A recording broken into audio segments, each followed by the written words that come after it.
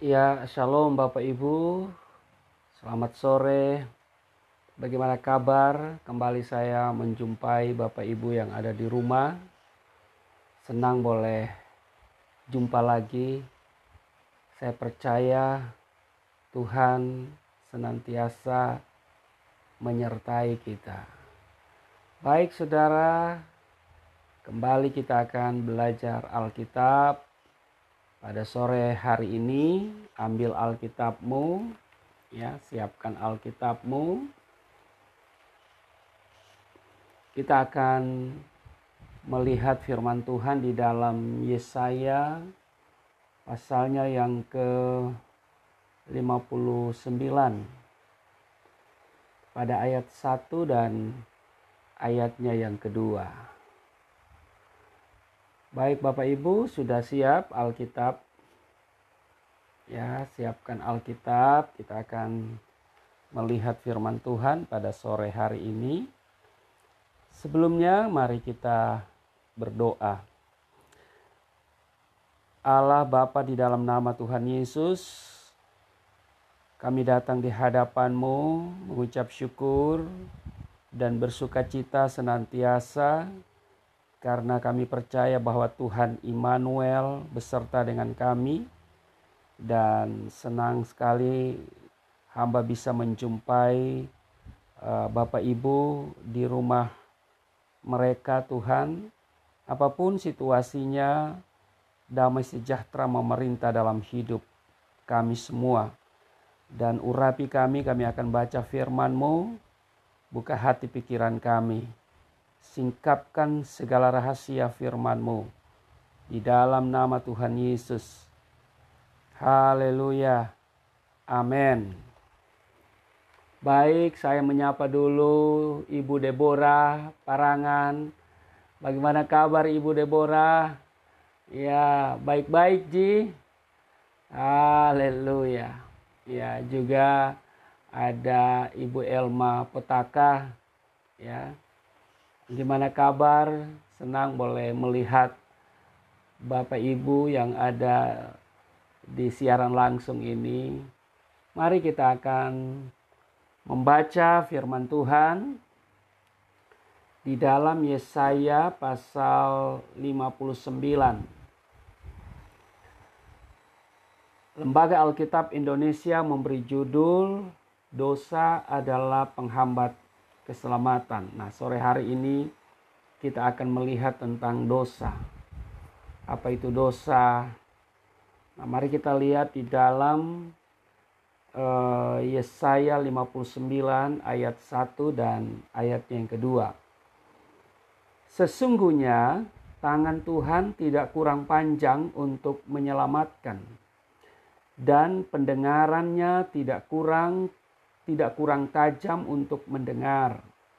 Ayat 2, tetapi yang merupakan pemisah antara kamu dan Allahmu ialah segala kejahatanmu, dan yang membuat dia menyembunyikan diri terhadap kamu sehingga ia tidak mendengar ialah segala dosamu.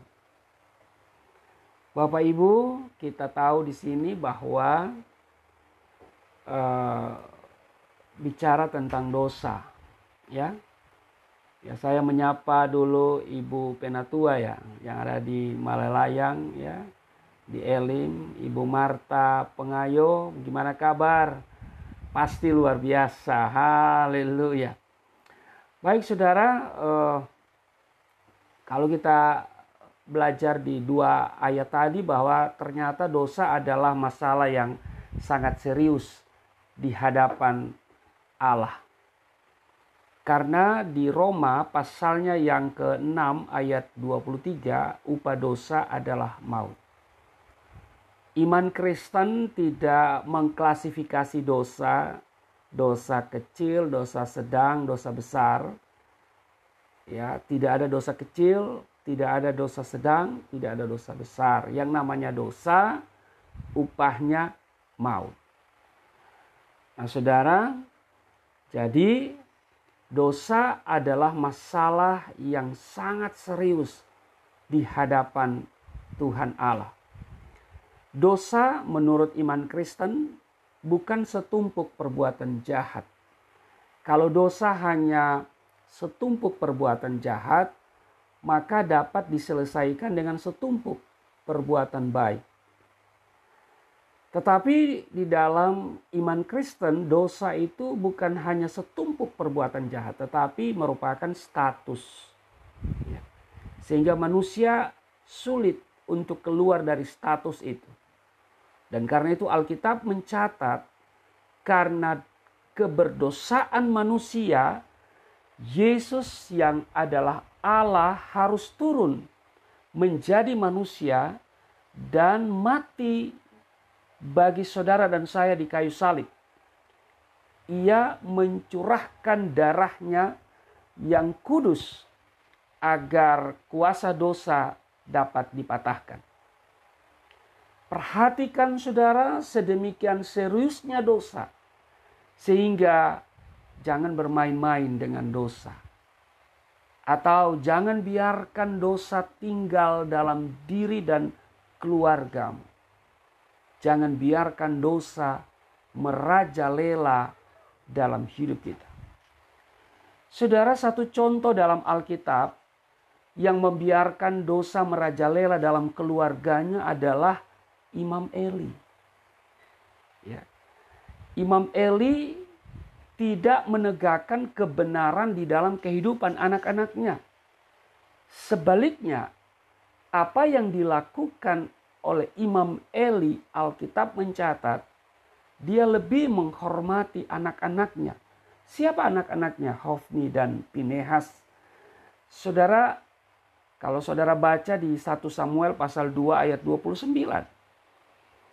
Jadi Imam Eli dia tidak menegakkan kebenaran di dalam kehidupan keluarganya. Dia lebih menghormati anak-anaknya daripada menghormati Tuhan. Saya akan bacakan bagi saudara di 1 Samuel pasalnya yang kedua. 1 Samuel pasal 2 di ayatnya yang ke-29.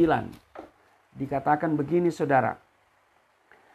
Mengapa engkau memandang dengan loba kepada korban sembelihanku dan korban sajianku yang telah kuperintahkan? Dan mengapa engkau menghormati anak-anakmu lebih daripadaku? Jadi Tuhan tegur ya. Tuhan cemburu. Mengapa engkau lebih menghormati anak-anakmu daripada aku, kata Tuhan. Nah, di 1 Samuel pasalnya yang ketiga, ayatnya yang ke-13, dikatakan begini saudara. Sebab telah kuberitahukan kepadanya bahwa aku akan menghukum keluarganya untuk selamanya karena dosa yang telah diketahuinya, yakni bahwa anak-anaknya, maksudnya anak-anaknya Imam Eli yaitu Hofni dan Pinehas, ya, yakni bahwa anak-anaknya telah menghujat Allah, tetapi dikatakan di sini ia atau Imam Eli tidak memarahi mereka. Ya. Jadi anak-anak Imam Eli itu sudah menghujat Allah, tapi Imam Eli membiarkannya dengan alasan yang sangat klise, yaitu sayang anak. Nah saudaraku yang kekasih, dosa yang dilakukan oleh Hofni dan Pinehas itu tertulis di dalam 1 Samuel pasalnya yang kedua, ayatnya yang ke-12. Di sana dikatakan begini saudara. Adapun anak-anak lelaki Eli adalah orang-orang dursila. Jadi anak-anak lelaki Imam Eli itu ada dua kan, Hofni dan Pinehas. Alkitab katakan, ya, orang-orang dursila, mereka tidak mengindahkan Tuhan. Jadi mereka tidak mengindahkan Tuhan, saudara. Itu yang pertama. Yang kedua, di ayatnya yang ke-22, di 1 Samuel pasalnya yang kedua ayat 22, Eli telah sangat tua. apabila didengar segala sesuatu yang dilakukan anak-anaknya terhadap semua orang Israel, dan bahwa mereka itu tidur dengan perempuan-perempuan yang melayani di depan pintu kemah pertemuan. Jadi anak-anak Imam Eli ini, Hofni dan Fineas, adalah dursila. Ya. Mereka tidak mengindahkan Tuhan.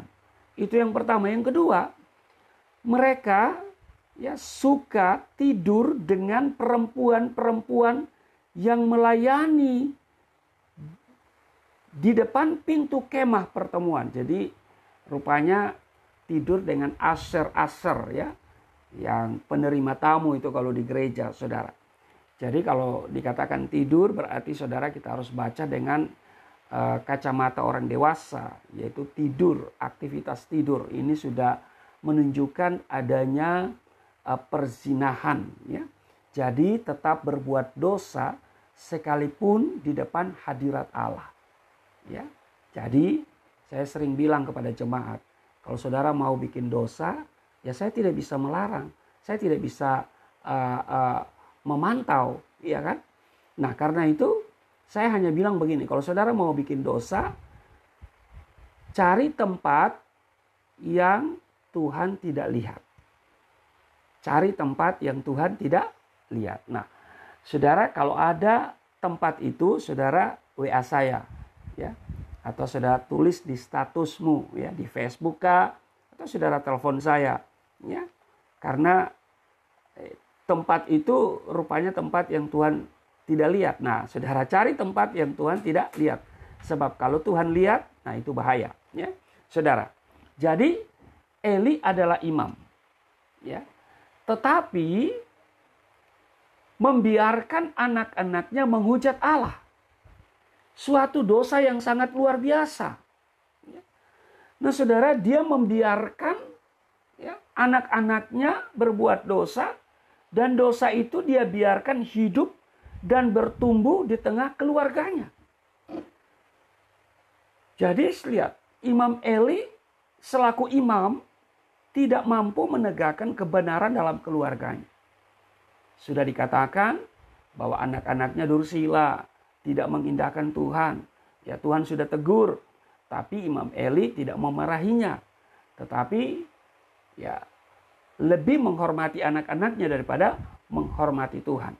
Nah, lihat, dosa Hofni dan Fineas ini berdampak, ya, berdampak bukan saja pada diri mereka, tetapi juga pada bangsa Israel secara global, ya. Dan karena dua orang ini, bangsa Israel mengalami bencana kekalahan. Mari kita lihat di dalam 1 Samuel pasalnya yang keempat. Di 1 Samuel pasalnya yang keempat, ya, dikatakan begini di ayat 1 bagian B, kita mulai.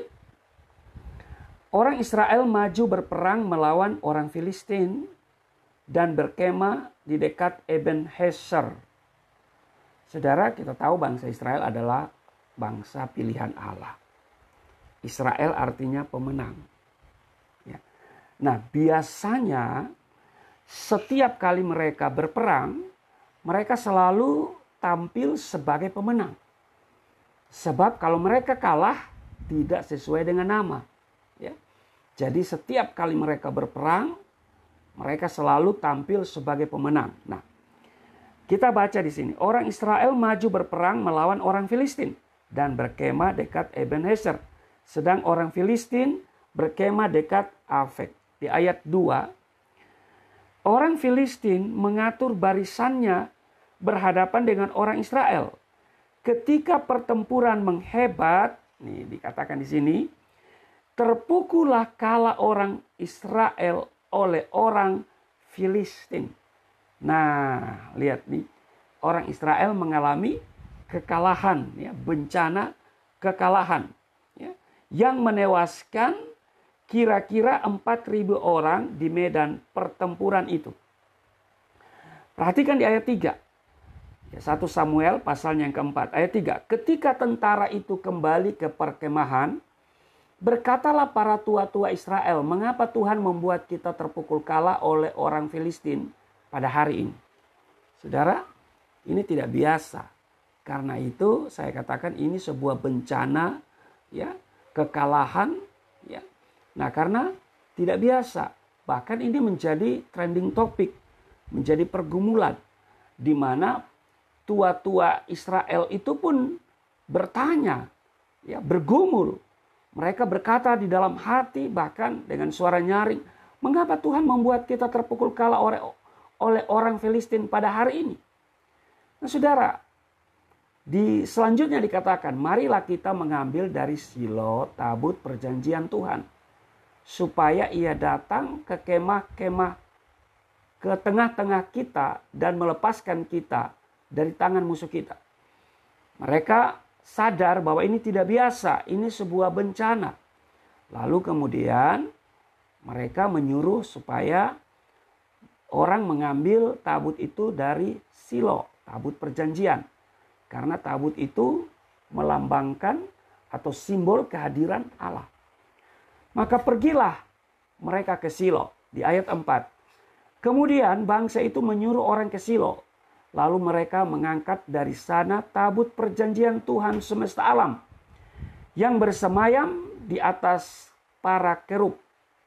Kedua anak Eli, yaitu Hofni dan Pinehas, ada di sana dekat tabut perjanjian Allah itu. Di ayat 5, segera sesudah tabut perjanjian Tuhan sampai ke perkemahan, bersoraklah seluruh orang Israel dengan nyaring sehingga bumi bergetar. Jadi ketika tabut perjanjian itu datang, maka orang Israel bersorak. Orang Israel bersorak sehingga dikatakan di sini bumi bergetar. Terjadi gempa bumi. Ya. Di ayat 6, orang Filistin yang mendengar bunyi sorak itu berkata, apakah bunyi sorak yang nyaring di perkemahan orang Ibrani itu? Ketika diketahui mereka bahwa tabut Tuhan telah sampai ke perkemahan itu, ketakutanlah orang Filistin. Ya, jadi orang Filistin ketakutan. Sebab kata mereka, Allah mereka telah datang ke perkemahan itu.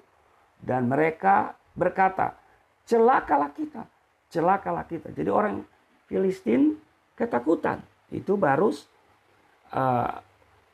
tabut perjanjian datang, bangsa Israel bersorak, terjadi gempa bumi. Orang Filistin ketakutan. Mereka mengutuk diri mereka sendiri dengan berkata, celakalah kita, celakalah kita. Sebab seperti itu belum pernah terjadi dahulu.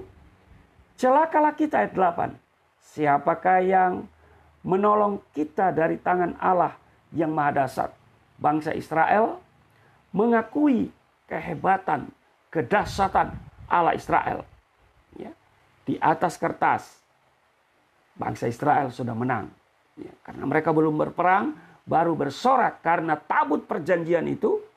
Ya. Karena tabut perjanjian itu simbol kehadiran Allah. Ya. Terjadi gempa. Lalu bangsa Filistin ketakutan.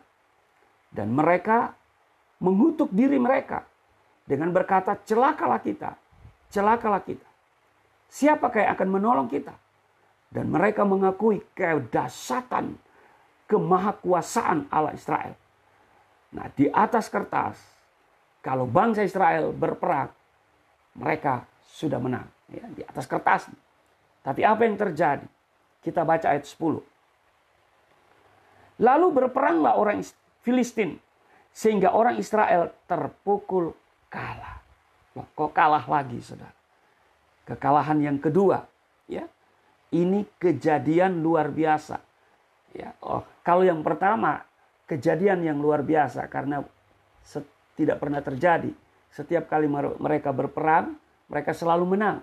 Tapi kali itu menewaskan, ya, kira-kira 4.000 orang. Ini saya sebut kejadian luar biasa. Nah, saudara, peperangan kedua ini mengalahkan lebih besar lagi, ya, di mana ada menewaskan, ya, saya baca untuk saudara, lalu berperanglah orang Filistin sehingga orang Israel terpukul kalah. Mereka melarikan diri masing-masing ke kemahnya. Amatlah besar kekalahan itu. Dari pihak Israel gugur 30.000 orang pasukan berjalan kaki. Yang pertama 4.000. Yang kedua 30.000. Saya sebut ini adalah kekalahan yang luar biasa. Kenapa? Karena bukan hanya 30.000 yang mati, ya, tetapi tabut Allah dirampas. Ya, ayat 11. Lagi pula tabut Allah dirampas dan kedua anak Eli, Hofni dan Pinehas tewas. Waduh. Seorang dari suku Benyamin lari dari barisan pertempuran. Dan pada hari itu juga ia sampai ke Silo dengan pakaian terkoyak-koyak dan dengan tanah di kepalanya. Ayat 13.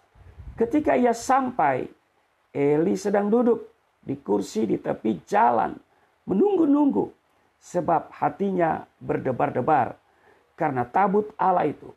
Ketika orang itu masuk ke kota dan menceritakan kabar itu, berteriaklah seluruh kota itu. Ketika Eli mendengar bunyi teriakan itu, bertanyalah ia,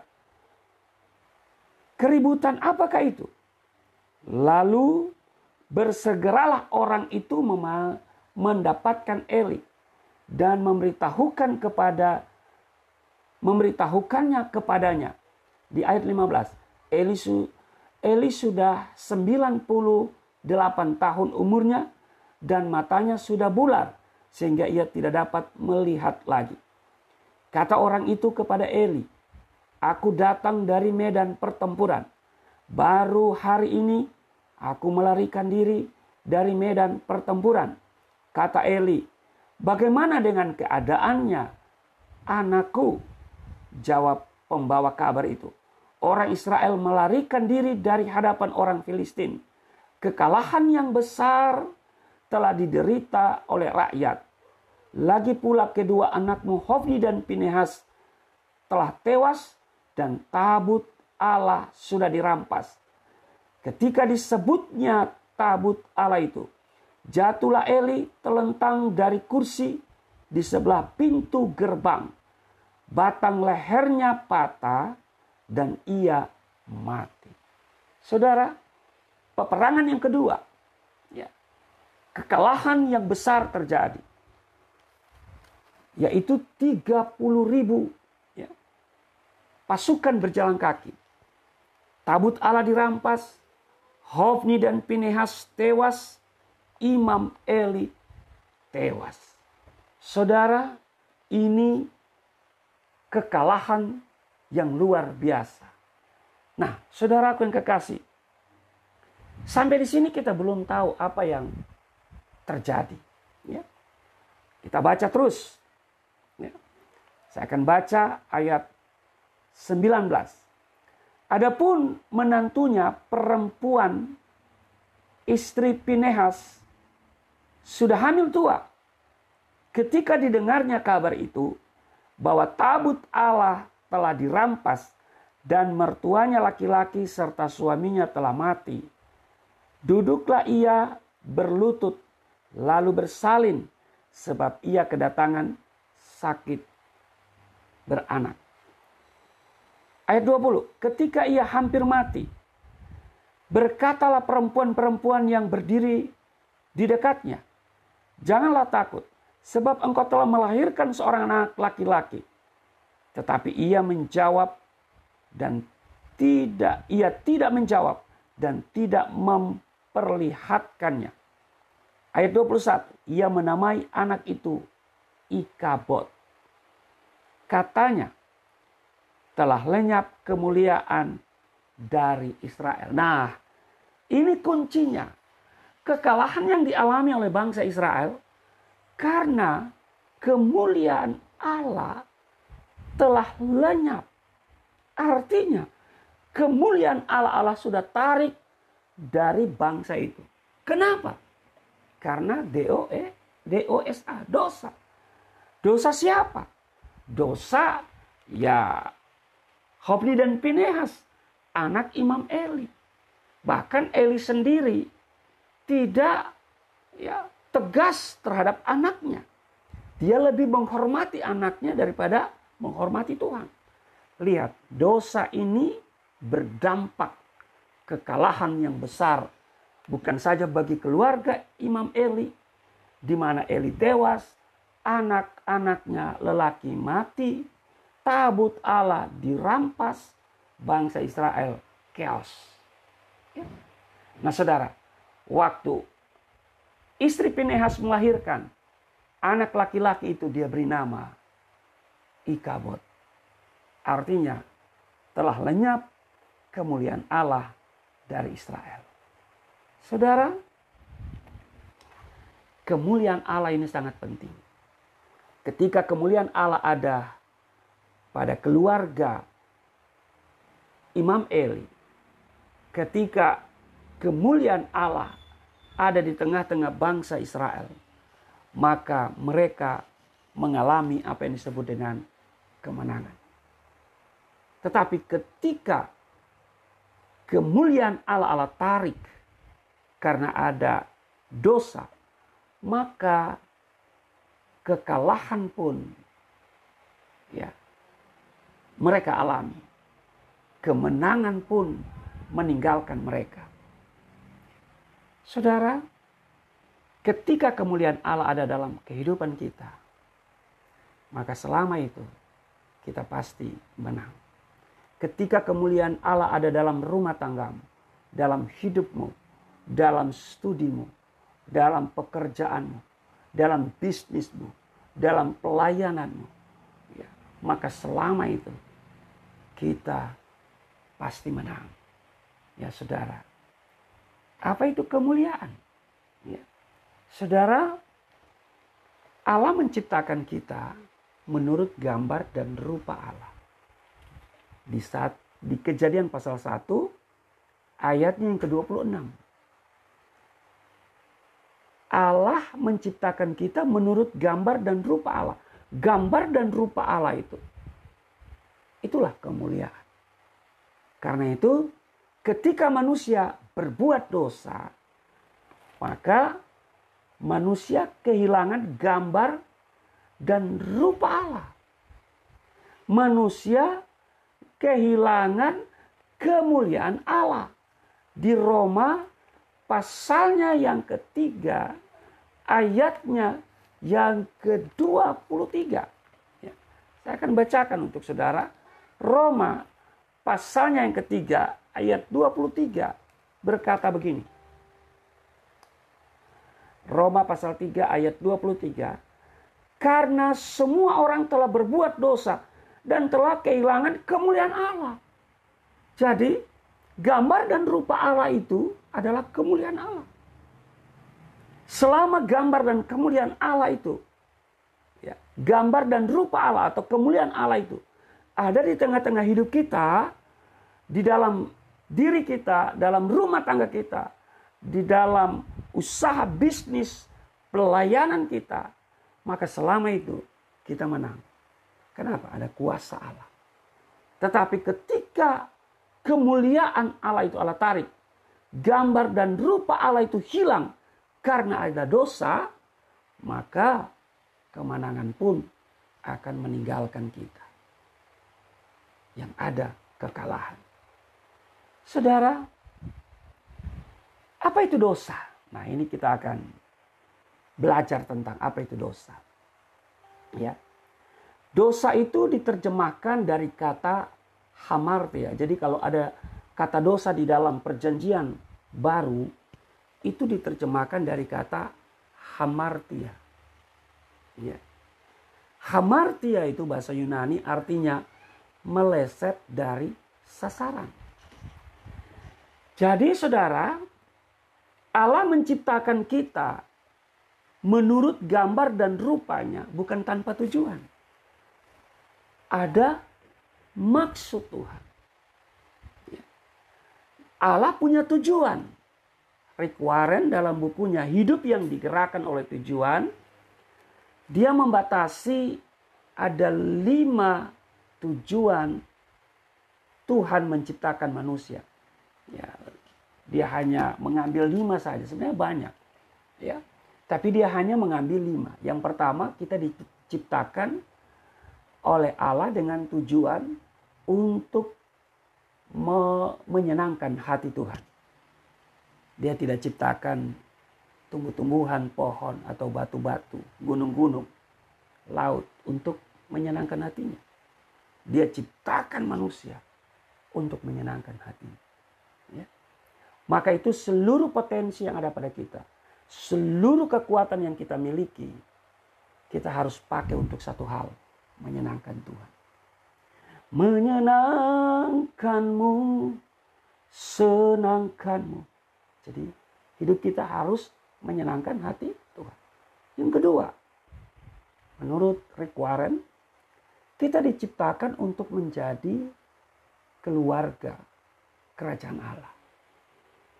Kita ini satu keluarga yang diikat oleh darah Yesus. Amin. Kita menjadi satu keluarga kerajaan Allah. Memang kita tidak bersaudara secara lahiriah. Ya. Kita tidak bersaudara menurut keturunan. Tapi kita bersaudara di dalam darah Yesus. Ya. Darah Yesus telah mempersatukan kita. Dan itu sebuah perjanjian yang mengikat saudara dan saya. Kita menjadi satu keluarga kerajaan Allah. Yang ketiga, kita ini diciptakan untuk menjadi serupa dengan Kristus. Maka dari waktu ke waktu kita harus berusaha untuk sama seperti Kristus. Maksudnya karakter Kristus. Ya. Di dalam 1 Yohanes pasal 2 ayatnya yang ke-6. Barang siapa yang berkata bahwa dia ada di dalam Kristus, dia wajib hidup sama seperti Kristus telah hidup. Jadi kita harus hidup sama seperti Kristus telah hidup. Nah, bagaimana Kristus telah hidup? Ini yang harus kita perhatikan. Makanya Rasul Paulus katakan di dalam Efesus 5 ayat 15, perhatikan dengan saksama bagaimana kita hidup. Kita harus hidup sama seperti Kristus telah hidup. Ini gak gampang loh. Ya. Hidup seperti Kristus telah hidup, ini gak gampang. Karakter Kristus yang tidak pernah membalas kejahatan dengan kejahatan, tapi membalas kejahatan dengan kebaikan. Ya.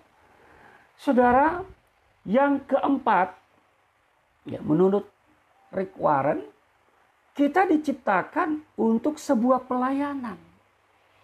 Jadi kita harus memberi diri untuk sebuah pelayanan.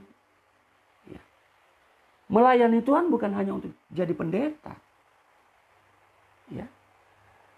Saya tidak mendidik anak saya untuk menjadi pendeta. Saya tidak persiapkan anak saya untuk jadi pendeta. Tapi saya mendidik mereka melayani Tuhan. Sebab banyak pendeta tidak punya hati melayani. Banyak pendeta punya hati bos, memerintah. Saudara, makanya saya tidak mempersiapkan anak saya jadi pendeta. Tapi saya persiapkan mereka melayani Tuhan. Mereka melayani Tuhan dengan keberhasilan mereka, talenta mereka, profesi mereka nanti. Karena bagi saya punya prinsip. Hidup saya untuk melayani. Saya memberi hidup dalam pelayanan, bukan mencari hidup. Jadi melayani itu memberi hidup, bukan mencari hidup. Makanya Bagi saya yang penting saya sudah punya makanan dan pakaian, tempat tinggal, itu sudah cukup. Ya. Saudara, karena bagi saya, ya saya menyadari kehadiran saya bukan kebetulan, tapi Tuhan ciptakan untuk sebuah pelayanan. Kita harus melayani Tuhan. Karena Yesus datang bukan untuk dilayani, tetapi untuk melayani. Nah, Rick Warren, dia membedakan pelayanan dan misi. Kalau pelayanan, ya ini bicara kepada orang-orang percaya yang malas ya ke gereja, malas beribadah, malas berdoa, atau yang hilang. Ya. Maka kita melayani mereka. Kita menjangkau mereka. Kita berdoa kepada mereka. Ya. Kita terus berdoa supaya Tuhan ya menjamah mereka. Ya. Nah, kalau misi, nah yang kelima, menurut Rick Warren, kita diciptakan untuk sebuah misi. Ya. Misi ini bicara kepada orang yang belum kenal Yesus. Orang-orang yang belum percaya. Maka kita juga harus bermisi. Ya, saya punya misi ke daerah-daerah. Ya. Saya memang Tuhan yang kasih visi. Mungkin saudara saya misalnya ada Pak Julius ya di Makassar, ada Pak Willy, ada Ibu Lili, ya tidak punya waktu untuk ke daerah, tapi punya waktu untuk berdoa, ya kan? Berdoa untuk lembaga misi, berdoa untuk pendeta-pendeta yang bermisi. Ya, mungkin juga punya berkat yang luar biasa, bisa menopang pelayanan misi ke daerah. Nah, ya Ibu Lili, ya Pak Willy, ya juga Pak Julius di Makassar, ya. Ini sahabat-sahabat saya yang luar biasa, ya. Juga Ibu Rita, Margareta, ya semuanya, ya diberkati Tuhan. Nah, jadi saudara, bahwa Paulus katakan perhatikan bagaimana kita hidup. Kita harus hidup sama seperti Kristus telah hidup. Ya. Jadi tadi bicara tentang pelayanan itu ada komentar dari Ibu Lili ya.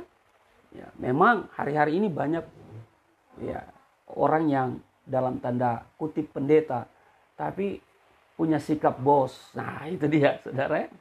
Ya, makanya saya menghindari itu. Saya mau melayani. Bahkan saya dapat julukan di Makassar. Ya, pendeta lincah. Ya, saya berusaha untuk selincah-lincahnya ya. Nah, saudara, jadi kita diciptakan dengan tujuan tertentu, bukan kebetulan. Nah, karena itu kita harus memperhatikan, kita harus mengerti itu.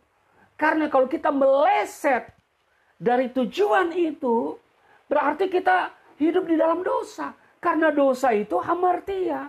Dosa itu adalah meleset dari sasaran. Itu arti harafiahnya.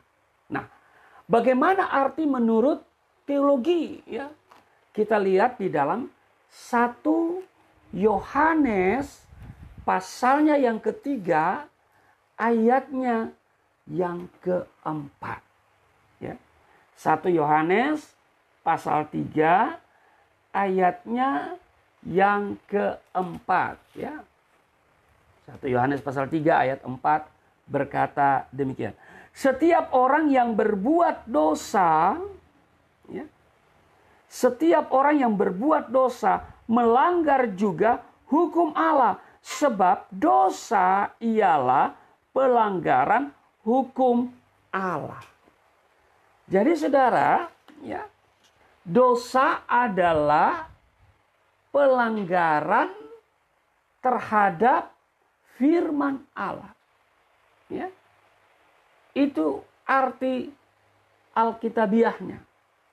Nah, jadi semua kejahatan adalah dosa. Tetapi ya dijelaskan di sini dosa adalah pelanggaran hukum Allah. Hukum Allah yang terutama adalah mengasihi. Amin. Nah, saudara, semua pelanggaran adalah dosa. Tetapi ada dosa yang tidak mendatangkan maut. 1 Yohanes pasalnya yang kelima ayat 17. Coba kita lihat. 1 Yohanes pasalnya yang kelima ayatnya yang ke-17. Semua kejahatan adalah dosa. Ya. Tetapi ada dosa yang tidak mendatangkan maut. Nah, Rasul Yohanes membedakan antara dua jenis dosa. Ya. Yaitu yang pertama dosa yang tidak disengaja. Dosa yang tidak disengaja. Di Matius pasalnya yang kelima, kita belajar Alkitab jadi banyak firman yang harus kita baca hari ini. Yohanes pasalnya yang kelima ayatnya yang ke-19. Tuhan Yesus berkata begini. Yohanes pasal 5 ayatnya yang ke-19. Ya. Dikatakan demikian firman Tuhan. Karena itu siapa yang meniadakan salah satu perintah hukum Taurat, sekalipun yang paling kecil, dan mengajarkannya demikian kepada orang lain, ia akan menduduki tempat yang paling rendah di dalam kerajaan sorga. Tetapi siapa yang melakukan dan mengajarkan segala perintah-perintah hukum Taurat, ia akan menduduki tempat yang tinggi di dalam kerajaan sorga. Ya. Saudara akan kekasih. Jadi hukum Tuhan itu harus diajarkan. Nah, tetapi saudara, kadang-kadang kita ya melakukan dosa yang tidak disengaja. Ya. Dosa yang tidak disengaja ini terdapat di dalam misalnya imamat. Ya. Ada beberapa ayat di dalam kitab imamat. Ya. Tapi saya akan bacakan saja di imamat pasalnya yang keempat ayat yang kedua.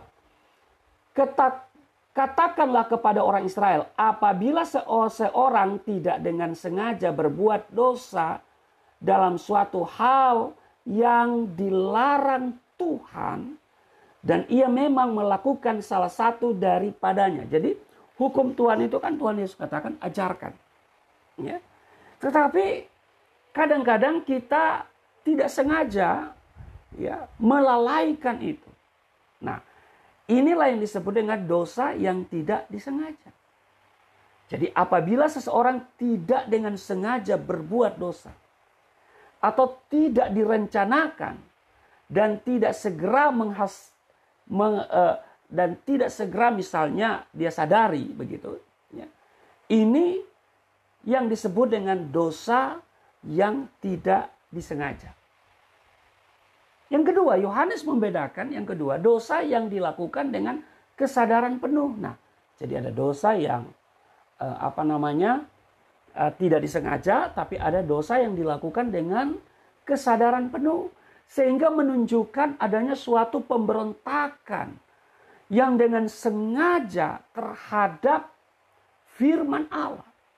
Jadi kalau ada dosa yang dengan sengaja, itu diperhitungkan sebagai pemberontakan kepada Tuhan.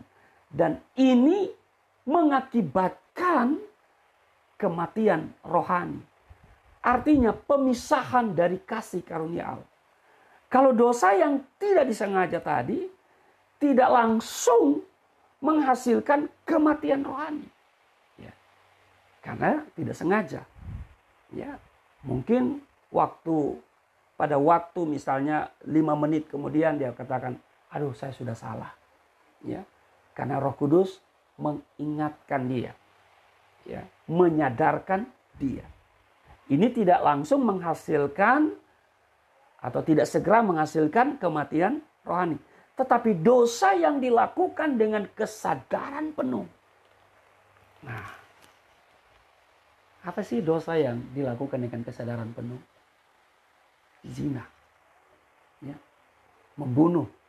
Makanya kalau membunuh itu ada pembunuhan berencana, ya, itu hukumannya berlapis-lapis, ya, saudara. Ya. Maksimalnya hukuman mati. Biasanya ada seumur hidup, tapi juga 20 tahun. Biasanya hakim memutuskan ya, yang ya di tengah dari itu. Misalnya seumur hidup atau hukuman mati.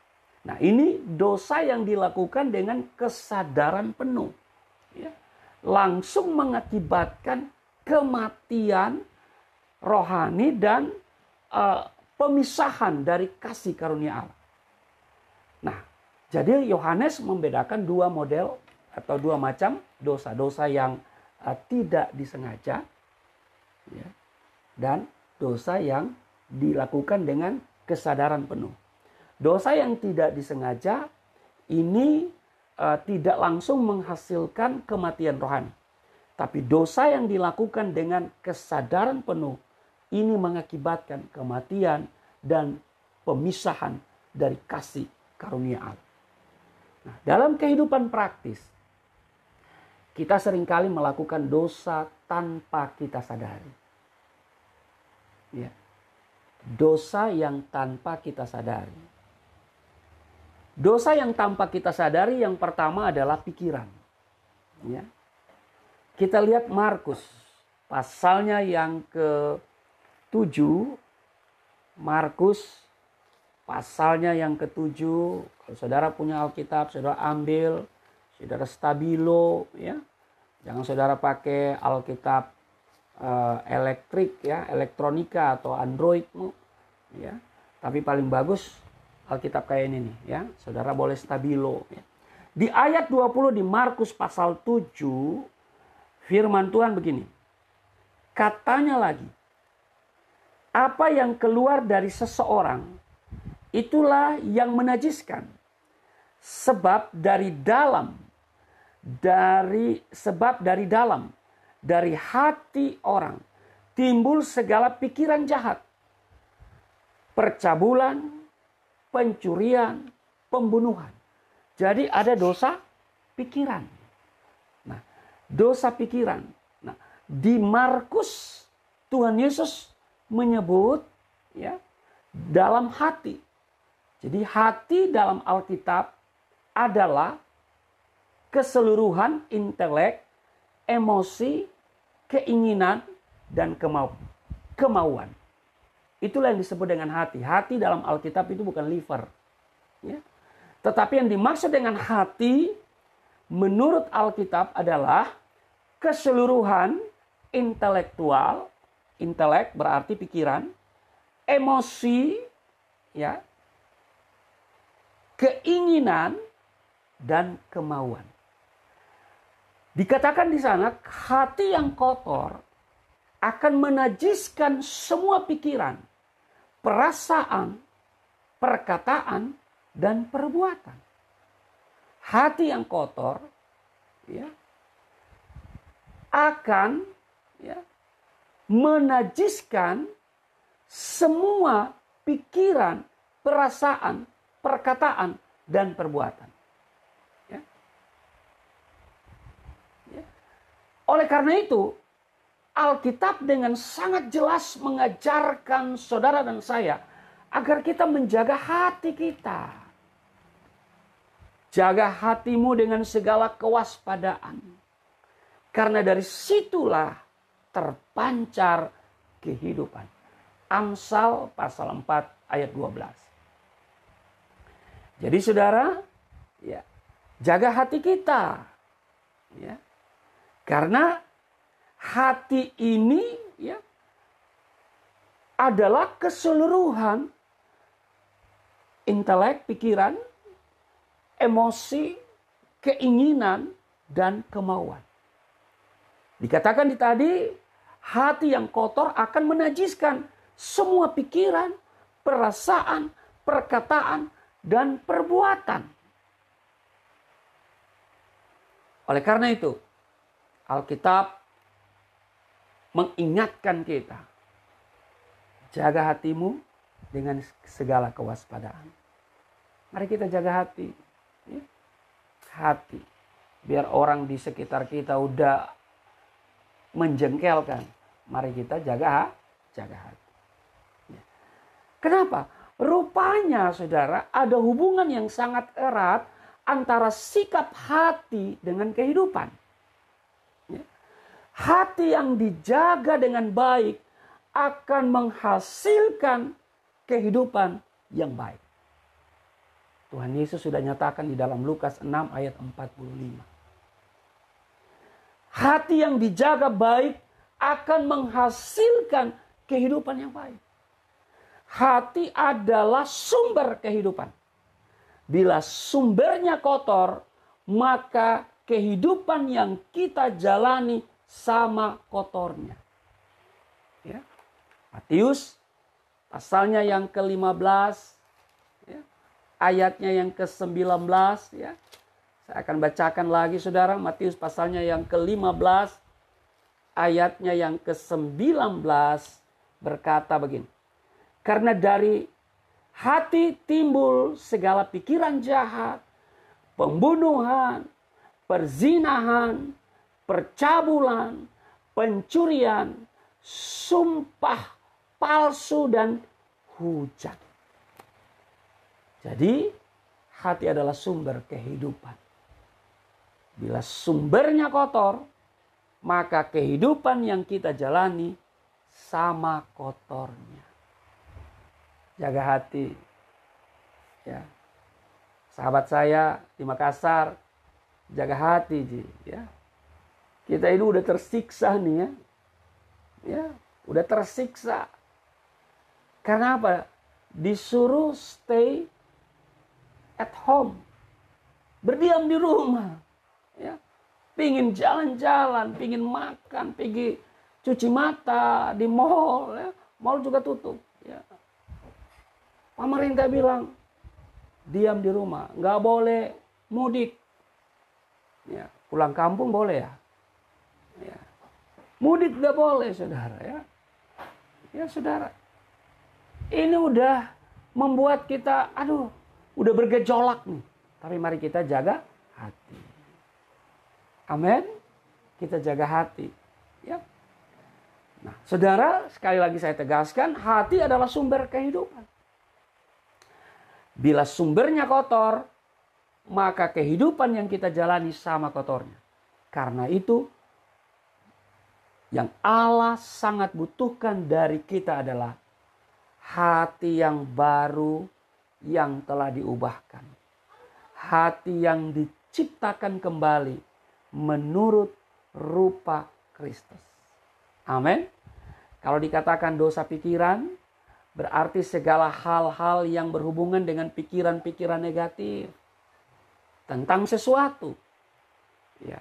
Atau praduga-praduga dan tanggapan-tanggapan yang jahat. Itu yang disebut orang selalu bilang negative thinking. Hal ini harus kita hindari. Ya. Harus kita hindari negative thinking. Kenapa? Karena dalam hukum positif yang kita anut di dunia ini, di Indonesia, kita mengenal istilah praduga tak bersalah. Karena itu kita harus menawan segala pikiran dan menaklukkannya kepada Kristus. Seperti dalam surat Rasul Paulus kepada jemaat di Korintus, 2 Korintus pasal 10 ayat 5. Kami menawan segala pikiran dan menaklukkannya kepada Kristus. Jadi yang pertama, secara praktis ya, kita melakukan dosa yang sering kita tidak sadari, yang kita tidak sengaja, yaitu dosa pikiran. Ya, pikiran kita mulai berpikir hal yang negatif ya. Nah, ini kita hindari. Yang kedua, dosa yang praktis ya, yang tidak langsung menghasilkan kematian rohani, yang kadang-kadang kita tidak sengaja, yaitu dosa lidah. Ini lidah. Lidah-lidah saudara ya. Lidah. Mari kita lihat di dalam Yakobus pasalnya yang ketiga. Yakobus ya. Yakobus sesudah Ibrani. Yakobus pasal 3, di sana dikatakan judul besarnya dosa karena lidah. Ya, saya baca. Ya, saya baca tadi, saudara, di sini menekankan kecenderungan kita untuk berdosa dalam perkataan, dalam pembicaraan. Nah, dosa-dosa tersebut meliputi kata-kata yang keras dan tidak ramah, ya. Tidak ramah lingkungan, ya, saudara. Saudara-saudaraku, janganlah banyak orang di antara kamu yang mau menjadi guru, sebab kita tahu bahwa sebagai guru kita akan dihakimi menurut ukuran yang lebih berat. Sebab kita semua bersalah dalam banyak hal. Barang siapa tidak bersalah dalam perkataannya, ia adalah orang yang sempurna, yang dapat juga mengendalikan seluruh tubuhnya. Jika kita mengenakan kekang pada mulut kuda, sehingga ia menuruti kehendak kita. Dengan jalan demikian kita dapat juga mengendalikan seluruh tubuhnya. Dan lihat saja kapal-kapal, walaupun amat besar dan digerakkan oleh angin keras, namun dapat dikendalikan oleh kemudi yang amat kecil menurut kehendak jurumudi. Demikian juga lidah, walaupun suatu anggota kecil dari tubuh, namun dapat memegahkan perkara-perkara yang besar. Lihatlah betapapun kecilnya api, ia dapat membakar hutan yang besar. Ayat 6, lidah pun adalah api. Ia merupakan suatu dunia kejahatan dan mengambil tempat di antara anggota-anggota tubuh kita sebagai sesuatu yang dapat menodai seluruh tubuh dan menyalakan roda kehidupan kita. Menyalakan roda kehidupan kita. Sedang ia sendiri dinyalakan oleh api neraka. Nah, saudara lihat, ya. Dosa-dosa ini, ya, dosa-dosa perkataan. Ya, perkataan kita yang kata-kata yang keras, ya, kata-kata yang tidak ramah lingkungan. Nah, ini dia. Karena itu Rasul Paulus mengingatkan kita agar kata-kata kita adalah perkataan mazmur dan kidung pujian. Di Efesus pasalnya yang kelima, ayatnya yang ke-19. Ya. Efesus pasalnya yang kelima, ayatnya yang ke-19 berkata begini. Dalam mazmur, kidung puji-pujian, dan nyanyian rohani, bernyanyi, bersoraklah bagi Tuhan dengan segenap hati. Jadi mulut kita harus adalah kata-kata pujian atau mazmur. Nah, saudara, bagaimana dengan dusta? Saudara, berdusta dengan alasan apapun termasuk dosa. Ya, nggak ada dusta untuk kebaikan. Ya, saudara. Ya. Jadi berdusta dengan alasan apapun termasuk dosa. Pernyataan yang berlebih-lebihan. Nah, ini dia. Melebih-lebihkan. Ya. Ajaran palsu. Fitnah. Ini juga fitnah. Ya. Kalau orang Manado bilang ada istilah baku bantah, baku manyau. Wah, ini dia. Baku bantah, baku manyau. Ya. Membual. Dan lain-lain yang sejenisnya, ya, saya tidak bisa menyebutkan itu, ya, saudara. Ya. Istilah-istilah di daerah berbeda, di Palu, ya, Ibu Vivi, Lapoliwa, ya, di Palu juga ada istilah-istilah, ya, di Manado, di Makassar, ya. Nah, orang percaya yang dewasa menguasai lidahnya melalui bimbingan Roh Kudus. Karena kecenderungan untuk berdosa dengan lidah, maka Yakobus menasehati di Yakobus pasal 1 ayat 19. Setiap orang agar cepat untuk mendengar, tetapi lambat untuk berkata-kata dan juga lambat untuk marah. Cepat mendengar, tapi lambat untuk berkomen. Nah, kadang-kadang kita berkomen dulu. Ya, kita belum dengar dari dua belah pihak, udah berkomentar. Harus mendengar dari dua belah pihak. Karena itu bukan tanpa alasan Tuhan ciptakan kuping ini dua. Ya. Berarti kita harus mendengar dari kedua belah pihak. Ya. Kalau cuma satu kupingmu ya udah dengarlah dari sebelah satu pihak. Ya. Karena kita diberi dua kuping untuk mendengar dari dua belah pihak. Sehingga kita ini menjadi orang yang berhikmat. Nah, makanya diingatkan setiap orang cepat untuk mendengar tetapi lambat untuk berkomentar atau berkata-kata. Jangan sampai kata-katanya itu membuat dia berdosa. Jadi yang pertama adalah dosa apa? Pikiran, ya kan? Yang kedua dosa lidah. Ya, makanya lidah kita harus kita kendalikan. Ya. Jadi yang belum dibaptis, mau dibaptis, jangan lupa buka mulut. Ya, supaya lidah juga kena air baptisan.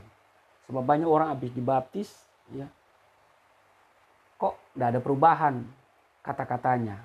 Ini karena lidahnya nggak kena air baptisan kali ya. Haleluya. Yang ketiga, ya, yang ketiga dosa kelalaian. Nah, ada dosa kelalaian juga ternyata, ya. Ada dosa apa? Kelalaian. Coba kita lihat di dalam Matius, ya. Pasal 25 ayat 42. Ya. 42 dari Matius pasal 5. Sebab ketika aku lapar, kamu tidak memberi aku makan. Ketika aku haus, kamu tidak memberi aku minum. 43. Ketika aku seorang asing, kamu tidak memberi aku tumpangan. Ketika aku telanjang, kamu tidak memberi aku pakaian. Ketika aku sakit dan dalam penjara, kamu tidak melawat aku. Lalu mereka pun akan menjawab dia, katanya, Tuhan, bila manakah kami melihat engkau lapar atau haus atau sebagai orang asing atau telanjang atau sakit atau dalam penjara dan kami tidak melayani engkau?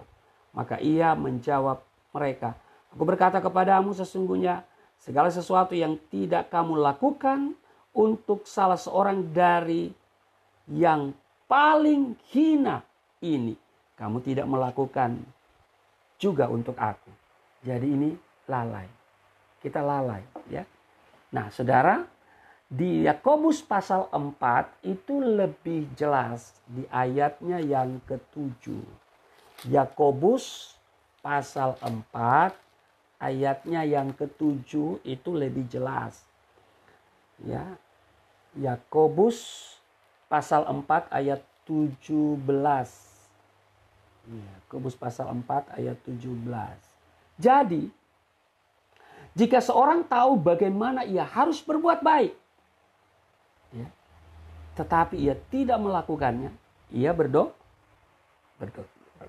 Ia tahu bagaimana berbuat baik, tapi dia tidak melakukannya, ia berdosa. Ini dosa kelalaian. Kita lalai.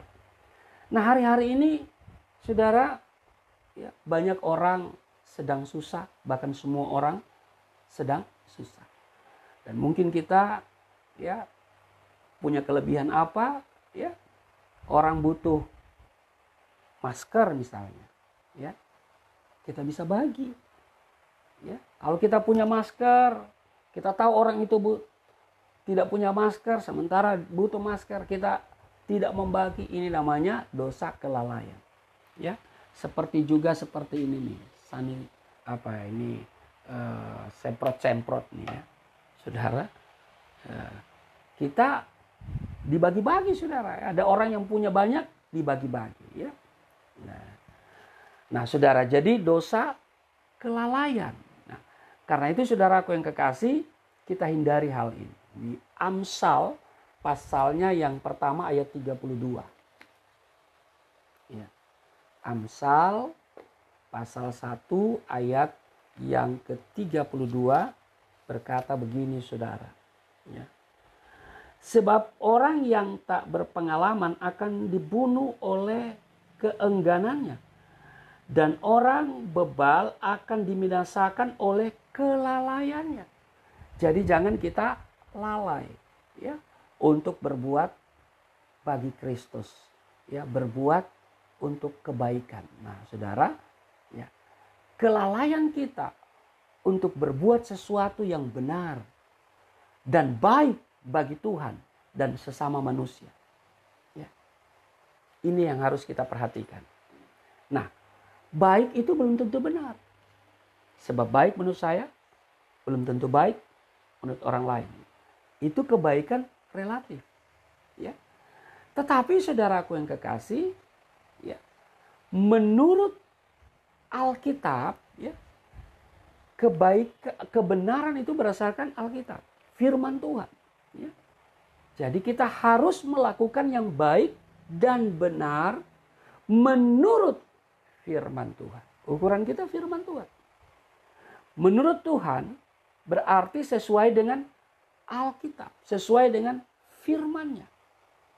Apa yang kita buat kepada orang yang paling hina, kata Tuhan tadi, orang yang paling lemah, itu bukan ya kita lakukan untuk orang itu, tapi kita lakukan untuk Tuhan. Tadi di Matius pasal 25. Ya, saudara.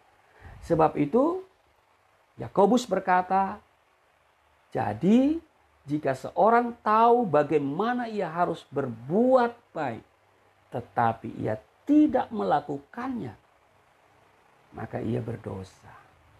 Jadi dosa praktis yang seringkali kita lakukan, yang pertama adalah dosa pikiran. Ya, mari kita jaga hati kita. Yang kedua, dosa lidah, perkataan kita. Ya. Dan yang ketiga, kelalaian. Yang keempat, dosa kelemahan. Nah, mari kita lihat di Roma pasalnya yang ke-7.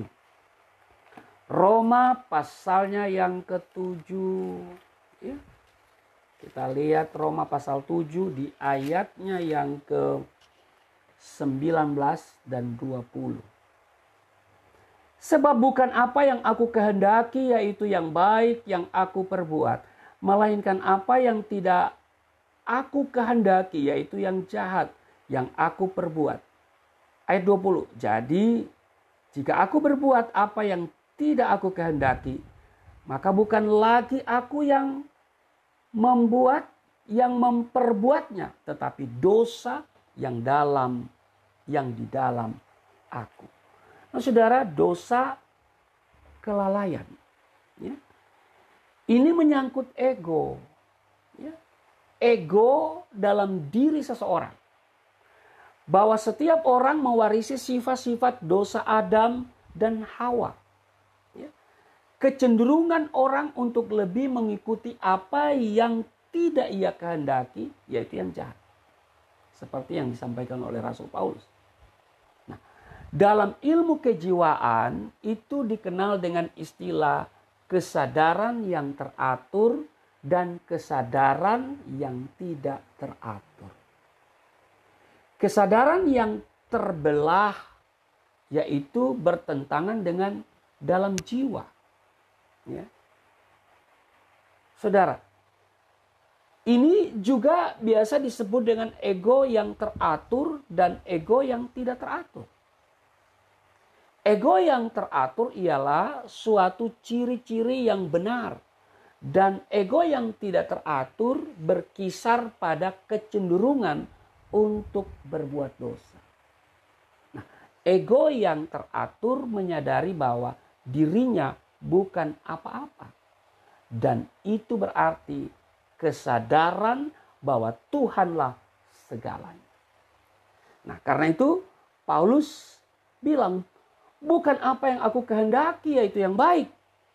yang aku perbuat, melainkan apa yang tidak aku kehendaki, yaitu yang jahat. Yang aku perbuat. Di ayat 20, jadi jika aku berbuat apa yang aku tidak kehendaki, maka bukan lagi aku yang memperbuatnya, tetapi dosa yang diam di dalam aku. Nah, saudara, ini sekali lagi ini ego dalam diri seseorang. Setiap orang mewarisi sifat-sifat dosa Adam dan Hawa. Dan kecenderungan orang untuk lebih mengikuti apa yang tidak ia kehendaki, yaitu yang jahat. Ya, itu yang disebut dengan kesadaran yang teratur dan kesadaran yang tidak teratur, atau kesadaran yang terbelah, yaitu yang bertentangan dalam jiwa. Sehingga kadang-kadang ya itu yang muncul, bukan yang aku kehendaki, yaitu yang baik. Padahal aku ingin berbuat baik, tapi kok bukan itu yang aku lakukan. Aku tahu itu jahat, tapi kok itu aku lakukan. Padahal aku udah sadar itu jahat. Dan aku sesungguhnya tidak mau lakukan itu. Tapi kok itu yang terjadi. Nah, karena itu saudara, mari kita jaga ya sikap kita. Jadi kembali saya bilang bahwa Yohanes ya membedakan antara dua jenis dosa. Dosa yang tidak disengaja, ya, yaitu, dan dosa yang dilakukan dengan kesadaran penuh. Ya.